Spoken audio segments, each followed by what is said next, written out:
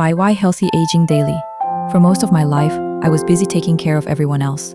My home, my husband, my children, my family. I built a business alongside someone I loved, supporting that person from the very beginning, helping to build success from nothing.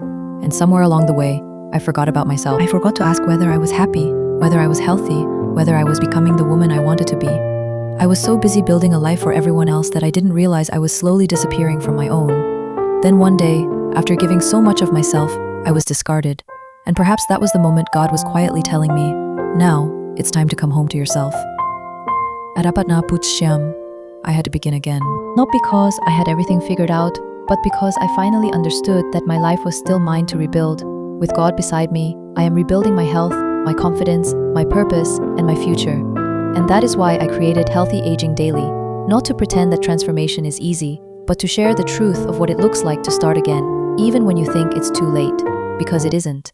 At apat na put siyam, I'm not starting over. I'm starting from everything I've learned. Healthy aging isn't about turning back the clock. It's about becoming more conscious, stronger, and more alive in the years ahead.